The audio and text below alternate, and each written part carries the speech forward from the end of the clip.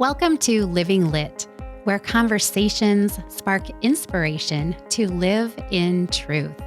Journey together with us to explore what it means to live a liturgical life and walk in the truth of our faith. Let's instill a culture in our hearts, homes, families, and world, living a life cooperating with and walking alongside our Lord. I'm Robin Brueggemann. Let's be a light, share the light, shine the light, and live lit. Well, happy Advent, friends and family who are watching and listening. Can you believe it's already time to start thinking about preparing for the birth of our Savior? It's crazy how fast the liturgical year goes. So we are at the beginning of Advent, and I have a super fun guest on with me today. She is joining me via Zoom because we live kind of far away. And it's a friend that I have met on Instagram, and her name is Megan, and she goes by One Festive Mama, and she is going to share with us some fun little traditions and things you can do to make Advent more meaningful in your home and with your family. So Megan, welcome to Living Lit. Thank you. I'm so excited to be here. Yeah, it's really fun. We've communicated a little bit through messaging is kind of how it started. I think we were following each other for a while on Instagram, and then now it's kind of become this where we get to meet kind of in person, right? So this is such a treat and such a blessing. I just really love highlighting other ministries that are following where the Lord is leading them and living the faith in the home and in the family. So I'm just excited to highlight your ministry, One Festive Mama. So Megan, will you introduce yourself and share with our listeners a little bit about you? Sure. So I'm here in Kansas, and I am married and have 4 kiddos, ranging from 12 to 4. And I am currently homeschooling, so that takes up a big chunk of my time. Before I started homeschooling or staying home, I was a school counselor. So awesome. So what got you into living the faith in the home? Like living liturgical is the big buzzword nowadays, right? Yeah. So what got you into living liturgical? When I first started staying home, I had 2 kiddos at the time. We had moved. And so I knew no one. And then I was also staying home. So I didn't have good avenues for meeting anyone. And so I found myself really like leaning into those moments of joy that I could find. And I realized that I really loved seasonal things and holidays and seasonal children's books. And so it kind of started with just celebrating the seasons, or like it's National Picnic Day. We should go have a picnic, because when you're home all day by yourself with, 2 little boys and you don't know anyone, it's like, what can we do to break the day up? Mm-hmm. And so it really kind of started there with just these little celebrations, so to speak. And then, as I kind of on my own personal faith journey started going in deeper, it's just that wanting to celebrate life kind of naturally flowed into the liturgical living, wanting to celebrate those things. Because I grew up Catholic. I'm a cradle Catholic, and we went to Mass every weekend. My mom was the director of religious ed, and we celebrated, we observed and did some things for Advent and Lent, but we didn't have traditions around saints. Or really anything else that I can remember now. I'm sure my mom will watch this or listen to this and go, wait, we had so much more. You don't remember that much. Yeah. My kids will probably say the same thing, Mm-hmm. And so that wasn't something I really grew up doing. And I actually, for a long time, really struggled with the saints, and really in measuring up to them, and had a lot of anxiety around their stories. They had a lot of suffering, but they were so perfect. And it always made me feel like just wasn't good enough. So for a lot of years, I just really avoided saints and saint stories and any devotions surrounding saints. But thankfully, the Lord, took me on a journey and helped heal some of those aversions that I had. And it's turned into like a beautiful thing that I really enjoy doing with my family. Awesome. I love how you share that, how the Lord has really, like I said, had you on a journey. And And now, like, so you've gone from then kind of like steering clear of like celebrating saint days to now I know you do celebrate them because I see what you share on social media and you celebrate them so beautifully. So I really love how, that you just kind of followed where the Lord was leading you with your heart to open up to that, and how now you've embraced that and lived that so fully too. So that's so beautiful. So what are some things you love about living liturgical, like living the liturgical life in the home? Like, how has it made a difference to you and your family? I think when you start to live the liturgical calendar in your home, you start to see the wisdom and the beauty behind it, and how it's all laid out in a way to help us continue to grow and not be stagnant. And for me, I think liturgical living has become this huge point of connection. Connection as a family. All the research shows that having traditions in your home is so calming and comforting to your children, but also like connecting my children to the church. I think we all know, or are starting to understand that like it's just the world's influence is so big that I don't think we can just take our kids to church or send them to religious ed and not talk about it in the home and think that that's going to be enough. I mean, God will always reach out, and not to say that it wouldn't work out, but I want to do everything I can to help my children see the beauty of the church, and just have those connections to it and the rich traditions. And it's just such a beautiful way to connect with each other and connect to the church as a whole, and even like an opportunity to connect with other Catholic families by inviting them into our celebrations. Yes, I love that. You spoke that so beautifully. So well said. Yeah, I agree so much that that's kind of where we've been at as a family too, where we want to do what we can, the best we can with what we have, to try and do the faith a little bit more in the home. And then, God fills in the cracks where we fail. For sure. Not doing it perfectly at all. Yeah, none of us are.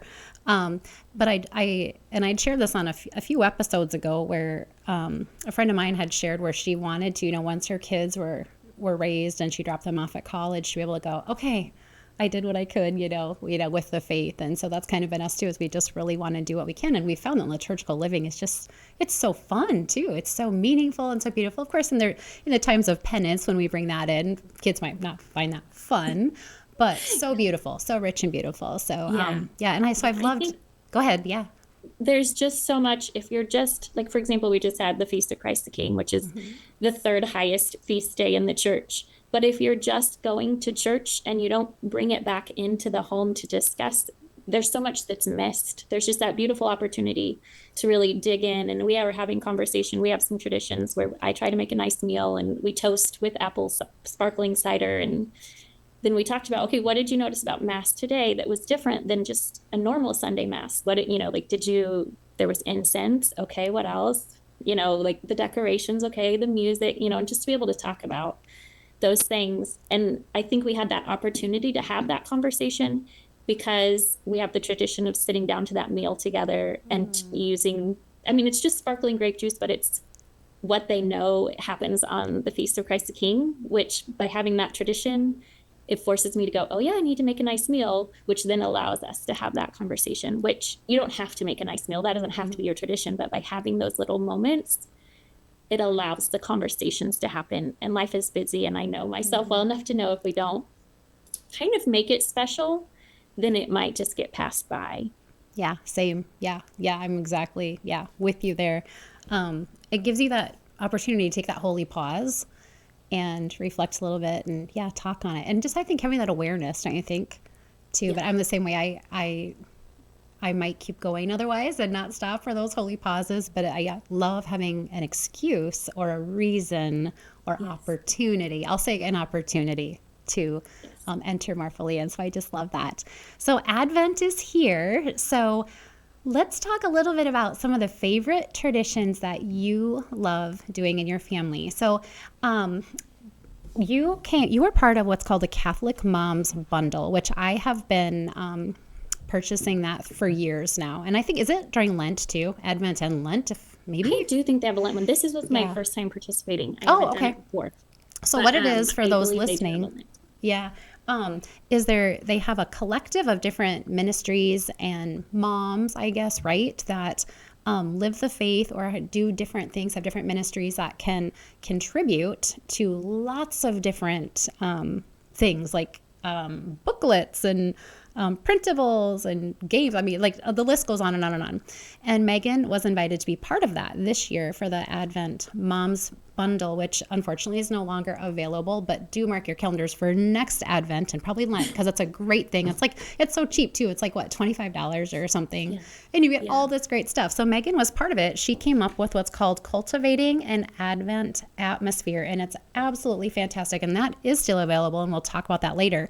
But she shares some of her the things, the devotions and different traditions that they do in her home. And so I have this booklet, and many of the things you guys do, we do in our home too. But I would love to know, what are some of your favorites that you would love to highlight to share with other people in Advent traditions that you guys do?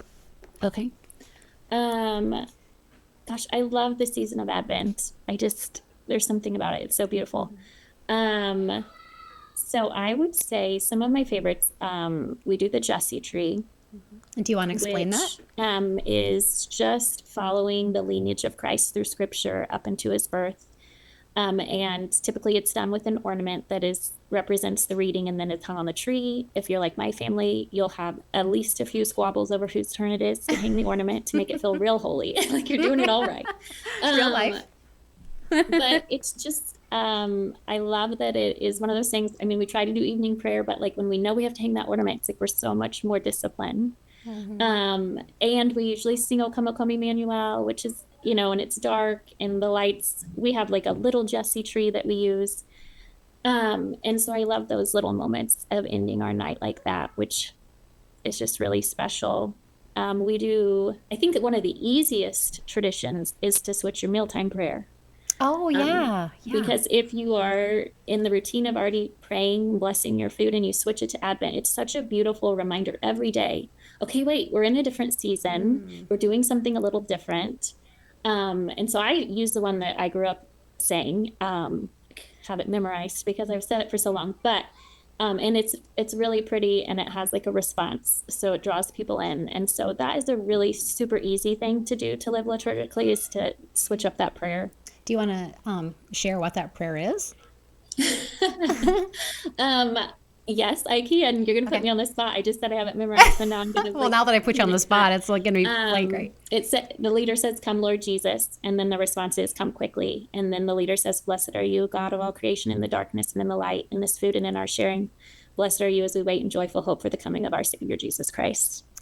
And then there's a closing, if I can get it right: "For the kingdom, the power, and the glory are yours now and forever." Oh, never. Amen. I think, if I got it right. I have a printable. Yeah, I know that it's part of it's in your Advent Atmosphere booklet, if I remember right. Yes. And I didn't write the prayer. I'm pretty sure I sourced it in my printable. Okay. So, well, I love that. I love how you point out how it shows the family how we're in a different season. Things are different right now. We're preparing for something very special. Like, this is a sacred time. All time is sacred, but that there's just something different about it. So that's a great idea. I actually had not heard of that one. Other than that, we bring in the St. Andrew's Christmas prayer. We do that in addition to our mealtime, but I love that you have a different prayer that you bring in. Yeah. Are there other things that you look forward to? The Advent wreath to mark the Sundays is a lot of fun. And then in the last few years, have started decorating specifically for Advent, holding off on the more flashy Christmas decorations. And it's more, I decorate with purple. I like to get my tree up for the lights, but we don't put ornaments on it until later in the season. Kind of this, again, I feel like when we go to Mass and the church does this beautiful job of drawing us in through our senses, and giving us reminders. And I think you can carry that over into your home in like surrounding yourself with reminders of, oh, the tree's up, but it's not decorated yet. It's not quite Christmas. Or like I have a nativity scene, and it's the willow tree one. I don't know if you've seen those. Yep. But it comes with Mary holding baby Jesus, and which irritated me a little bit because I always want to wait to put Jesus out as that reminder of we're waiting. So I actually bought like just a pregnant willow tree character, so now I can swap them. Oh, great idea. And because their faces aren't specific. Yeah, so right. But, So those type of little reminders, I think it's good for me. It's good for my kids to help distinguish between it's not Christmas, it's Advent. And we jump in and celebrate Christmas. And not to say that I'm a Grinch and I don't allow any Christmas anything before then, but I try to not get full on to festive mode so much that I miss out on that piece. You can't long for or anticipate something you're already celebrating. Right. And so if I'm too far into it, then I'm going to miss that longing and that anticipation and that preparation for his second coming and just jump right into party mode. And then I've missed that opportunity. Yeah, for sure. And I love that, and that's what your book is called, Cultivating an Advent Atmosphere. And I love that because you share some of your traditions, and some of the different devotions, but you address kind of the decorating side of that. And I love that because there is a difference between Advent and Christmas decor-ish. Now, there are some that overlap. And, so we definitely set the tone in our house, too, for Advent. And so there's greenery out. There's, we have some lights on, and we have, the different nativity scenes without Jesus, things like this. So what's coming, but yeah, you're still in that longing and they're waiting. So I love that. Just an encouragement to people to maybe think about what if there's a difference that they can tell at home. Is my atmosphere Advent or is it Christmas? And a lot of people don't know or just haven't and you don't know what you don't know, but haven't really fully understood the whole thing where Christmas actually starts December 25. And a lot of that is because commercially and secularly, we've been getting Christmas like put in front of our face since before Halloween now. So I think that's really something to think about. Like, how can I set Advent apart from Christmas? And I think that's definitely something we can do. Like you said, is just what it looks like in our Advent atmosphere at home. Which can still be very festive. But like you said, it doesn't have to be full on. I love that difference, right? It kind of a phase. And I know people struggle with I just want to get it all done at once. Or that sounds like more work if I'm going to double decorate. And I've really tried to make mine not a lot of extra work. I have the Advent bin that comes out. And then a lot of it is just simple swaps like Christmas Eve, swapping the Mary. I have a image of Mary and Joseph traveling to Bethlehem, and then Christmas Eve I'll put one of them with baby Jesus. Just little swaps that can be done because I agree, I don't want to make a lot of extra work for myself. Same. But it's been fun.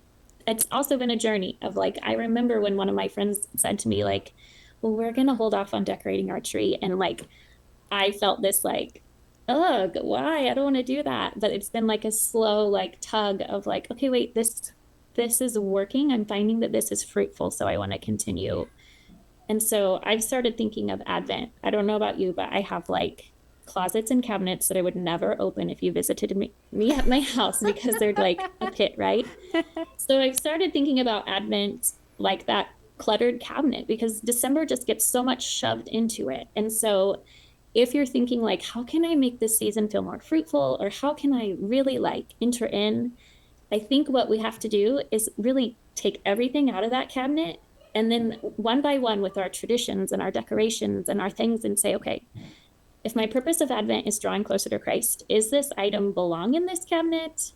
Or would it be better served in the Christmas cabinet? Or has it expired? It's not serving me at all anymore and I need to get rid of it. And really kind of taking stock of and I'm not saying nothing Christmas can go in the Advent cabinet, because there are those things that, family commitments and, the church Christmas program or whatever that you can't wait till Christmas to do because it's a one and done type thing. But just taking time and really focusing on in my home and what I have control over planning and scheduling, what really works in this cabinet, what really serves me well, and how much can I fit in here without feeling overwhelmed when I open it type of situation. That's a great comparison. One of the things I also read in your Advent Atmosphere booklet is evaluating or evaluate how you currently observe Advent. Does it leave room for longing, reflection, and growing closer to our Savior? And I think that kind of goes along with what you're speaking about is, does this fit in this particular season in our life right now? And different things can look different from this season, can look different from next Advent season. But I think that this also really kind of is complementary to that is in all these things that I'm doing and letting into my Advent, is it still leaving room for longing, reflection, and growing closer to our Savior? I love that you included that. So do you want to expand on that a little bit? It can be such a busy time for lots of people. And if we're doing all the things, and it feels, I'm like at my worst as a mom when I'm trying to do too many things at once. And so I feel like the same is true for Advent. And so, I mean, one of the things I try to do is like, if I can, get my shopping done before Advent starts so that my mind is not distracted by what else do I need to get? What else do I need to like take care of? And kind of some of those things, if I can decrease mental loads in some way. And I will say that one of my other favorite traditions that I've just recently, or like way to live liturgically in Advent, is I love to switch my personal prayer routine. I usually just use the daily gospel, but then in Advent, I love to get an Advent devotional because the readings then are really helping me to like dig a little deeper. And the last couple of years, I've gotten the same Advent devotional as a couple of friends, and then we will meet. Oh, nice. And because I mean, then they pull me in deeper, or their reflections help me to see it another way. And so that has been a really special. I mean, we meet at 6 a.m. on Friday mornings, so Wow. it's early and dark, but it is a beautiful, fruitful time. And so I make time for that. So That's awesome. I love how you tie the personal aspect in, but also journeying with other women, other friends. I think that's really valuable too, who we're journeying with too. So you have the Advent booklet, which has just like I've mentioned, just really great traditions, which you've mentioned a couple of things, and you go over explaining what and many of these are very, I will say, traditional things that, kind of go along with the faith during Advent, and you explain them so beautifully. It's just absolutely beautifully done. You even thought of putting in a Spotify playlist, or a playlist, I shouldn't say Spotify specifically, but a playlist for Advent, which is another way where we can think about, is this Advent or is this Christmas? Like the music we're listening to can really set the mood too. And then you also have decorations in here too. Yeah. I think that for me, I'm a visual person. I think in a sense we all are, but I love to have reminders of like, I have some different phrases in there that tie into Advent, like prepare him room. I love that. One that my friends and I kind of jumped on is like, let's make sure there's always room in the inn for him, or room in my inn, room in our home, that type of thing. And so those reminders help draw us into the season, I feel like. For sure. And I'm big into the atmosphere, like what it looks like at home, where we spend so much of our time as a family. And just to go back to on like how you talked about just kind of how we mimic the church, like how what we see at Mass, we can mimic that at home, like with our Advent wreath or the purple, just, kind of how they're decorating is how we can decorate at home. But there are different ways to just draw us in and remind us, if we have like the banner, that you have a banner in here that has each of the words, I think, for each of the weeks for Advent that kind of line up with our candles we're lighting. But I know even just like walking by those things, it's just that reminder to enter into the season. So I just love that. So I want to jump into talking about your actual ministry, but will you tell people how they can get this really neat Cultivating an Advent Atmosphere booklet? How can people get a hold of that booklet from you? Okay, I love that you call it a ministry. I've never thought of it in that way. Oh, it's really? kind of like this hobby, but like that makes it seem like so much more legit. I would say you have a So ministry, absolutely. I have a website. It's just onefestivemama.com. And so on there, I usually do a ton of free printables because I tend to just make them for my own. That is how it's kind of a creative outlet for me. And I enjoy setting up some kind of visual when we're celebrating. So if we're celebrating a certain saint, I would typically choose a quote that I really am drawn to about that saint. And then I would print it up and have it on the table. If we have a book with the saint, then their picture would be there. Or sometimes I just pull them off the internet and print them Can see out. you on the wall behind you. And so as I create them, if I feel like I have enough ideas to go with it, then I would throw a blog post up. And most of them are free on there. I did, when I do a bigger like guide or book, it's not really a book, a guide, I guess, then I put it on there for a little fee. But that one is on there. Okay. So we will connect that onto the show notes here, the Advent booklet guide, and then your website. So let's talk about your ministry. I mean, it's absolutely a ministry. One Festive Mama. And what's really fun is following you on Instagram, which your handle is One Festive Mama. It's festive. And you do things for the change of the month, the change of the season. One of the things that really, I think when I first stumbled upon you, other than liturgical living, which I think we all just kind of love to see each other's ideas, many of them which are the same, but then sometimes it's like, oh, I didn't think of that, or that's a fun way, is you do book themed parties too, which I also do and love with my kiddos. So you do that and that's super fun. So you're just all around festive and fun. So tell us how One Festive Mama came to be. It's funny, One Festive Mama kind of came to be because I was doing these things with my kids. And I had like a personal Instagram, and I just was like, it's kind of a vulnerable thing to like put out these things that I was doing. I didn't want to bombard people. Like I know my siblings all were like, okay, what is she doing over there? And so I just opened like a public account, but like not necessarily like connecting the two, so that I would have an outlet so like-minded festive people who would enjoy that content could find it, but not necessarily bombarding everyone that I know in real life, I guess. Okay. So you started on social media and then it turned into like, were you blogging at that point? I mean, I have hobby blogged for a long time. Okay.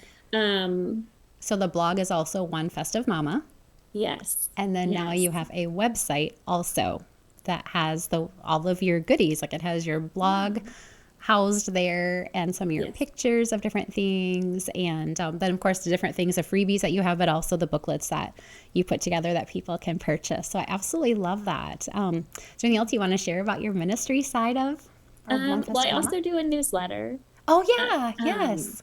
And so that's another fun thing. I just sent out one for Advent. I typically try to do one, like I'll give ideas for how to celebrate the new month or a new season. And they've gotten kind of like out of control here lately because we've had Thanksgiving and Advent and all the things. So it'll slow down, but I enjoy sending that out and just sharing ideas. And it usually just highlights some blog posts that I have.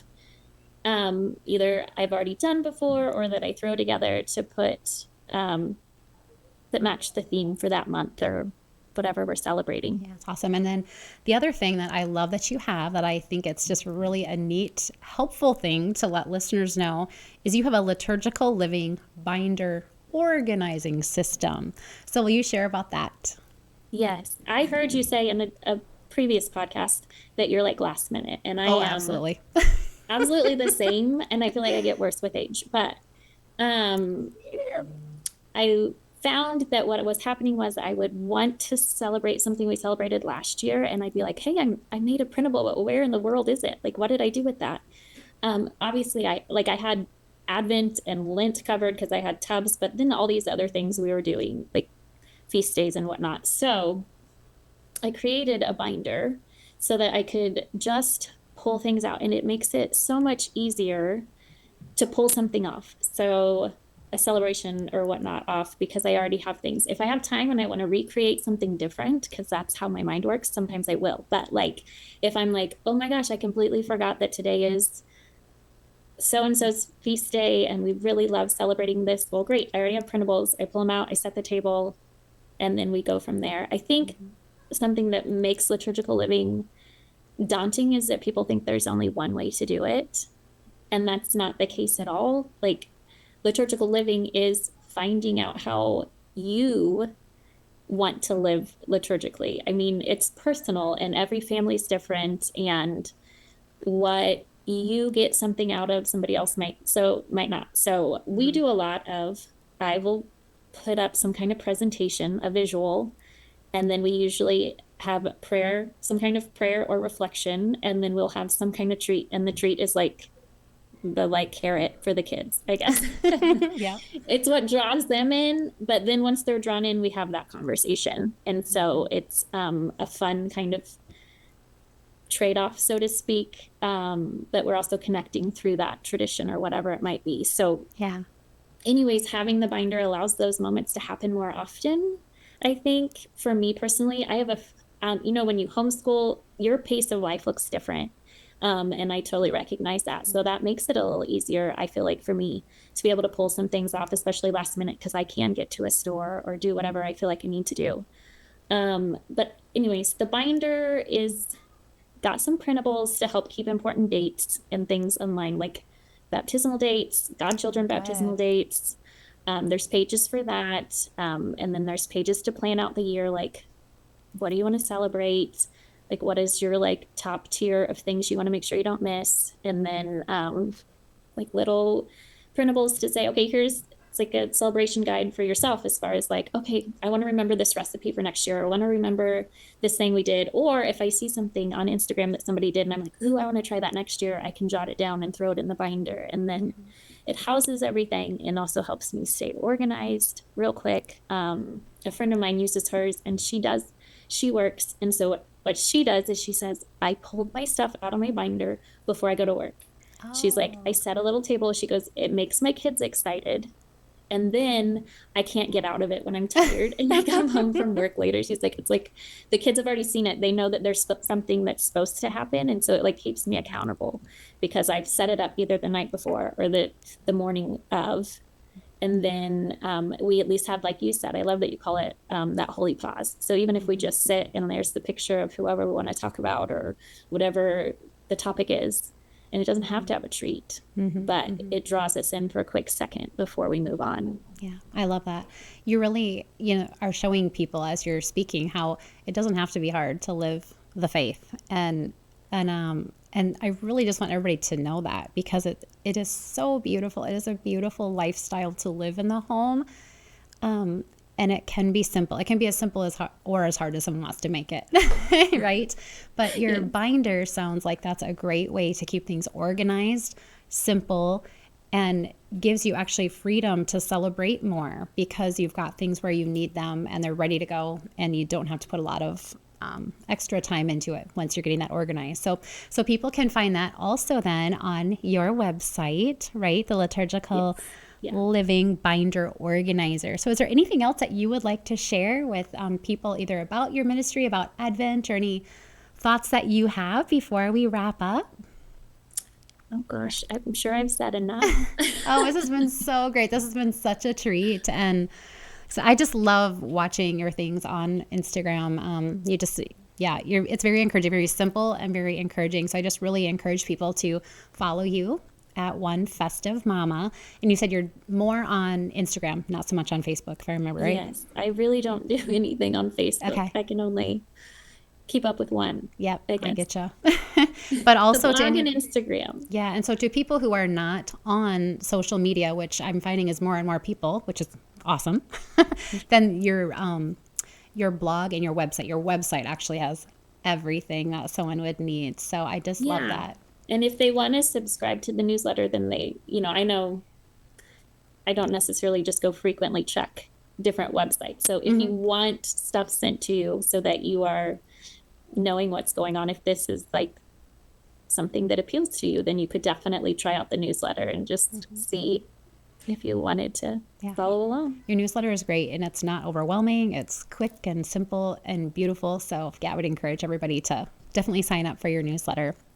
So Megan, this has been so great. I am so thankful for your encouragement and boldly living the faith for others to see. And it's just been a treat. It's been a treat to get to know you. And I'm excited that I'm able to share you with others with your ministry. And so I encourage people to check out the Advent booklet too. I'll have all those resources connected for you. And we just want people to just really live a beautiful Advent season without, I know you and I had also talked about, Megan, like we don't want to contribute to the noise of Advent season, but there are so many beautiful ways to make Advent really, really meaningful in the home with your family. And you don't even have to have a family.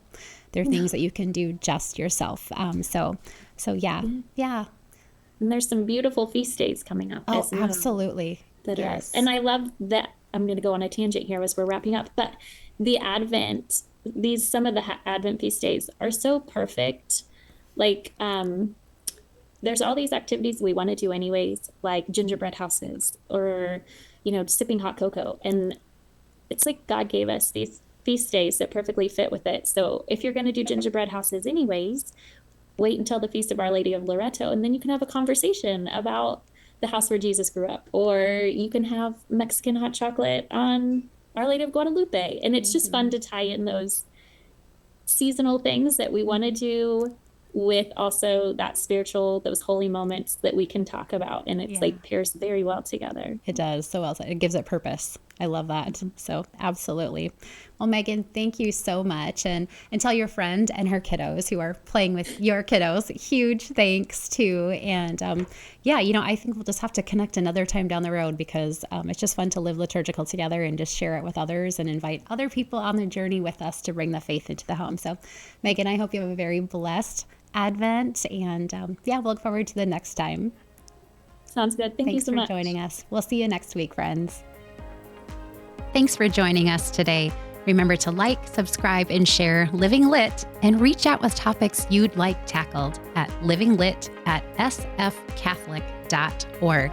And be the light, shine the light, share the light, and live lit.